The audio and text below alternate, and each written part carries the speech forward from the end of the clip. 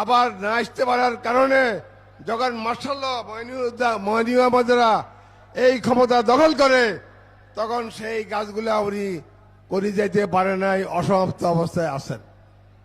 আজকে যদি তারেক রহমান সাহেব এখানে আসতেন, উনাকে আমি বুঝাই দিতাম, এমনিতে লিখিতভাবে আমি সেখানে রেখেছি, সেটা উনাকে আমি দিব।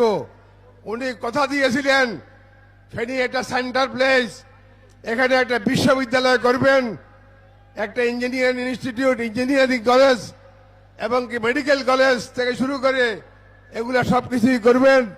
তার সাথে সাথে বেকার যুবকদের কর্মসংস্থানের জন্য তিনি এখানে কিছু কল কারখানা স্থাপন করে বেকার যুবকদের কর্মসংস্থানের ব্যবস্থা করবেন। দুঃখের বিষয়, কলজা ফাটিয়ে দিতেছে, আমার সেই ম্যাডাম মাস্টার কয়েকদিন আগে আমাদেরকে ছেড়ে চলে গেছেন।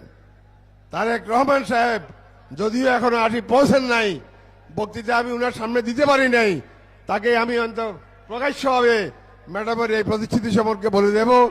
আমি আশা করি নিশ্চয় মায়ের ওয়াদা উনি পালন করবেন। আপনারা কি মনে করেন? আপনারা বিশ্বাস রাখতে পারেন? এটা নিশ্চয় সেটা ইনশাআল্লাহ এটা করবেন, এটা আমার আশ্বাস। আমি আমার বক্তব্য দীর্ঘায়িত করব না। আমি এবার এমপি নমিনি, আমার জীবনে 3 বার আগে এমপি ছিলাম। আমি দুর্নীতিমুক্ত সার্টিফিকেট পেয়েছি, মিতব্যয়িতার সার্টিফিকেট পেয়েছি। এইবার হইল আমার শেষ নির্বাচন 81 বছর বয়সে। এইবার যদি আমি ইনশাআল্লাহ নির্বাচিত হই, আমি আমার 5 ওয়াক্ত নামাজ কলমা, হজ করছি, নামাজ পড়ি, 5 ওয়াক্ত নামাজ পড়েছি, 5 ওয়াক্ত নামাজ কলমা এবং আর বাকি সময়টুকু এই দেশবাসীর উন্নয়নের জন্য সময় দিয়ে কাজ করে আপনাদের জন্য আমি এই পৃথিবী থেকে বিদায় নিতে চাই। আমার চা পাওয়ার আর কিছুই নেই। আমার 2 ছেলে 2 মেয়ে, তারা সবাই উচ্চশিক্ষায় শিক্ষিত, তারা কর্মক্ষম এবং তারাও তো কারোর দিকে আর তাকাই থাকতে হবে, তারা নিজেরা করে খেতে পারবে।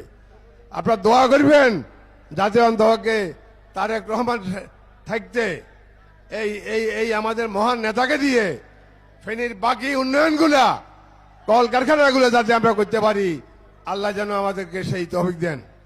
ভাইয়েরা আমার, জনাব তারেক রহমানকে দোয়া করি, উনাকে ভবিষ্যৎ এই বাংলাদেশকে স্বর্ণের মতো গড়ার মতো উপহার যেন আল্লাহ দেন, এই জন্য ওনার জন্য দোয়া করতেছি।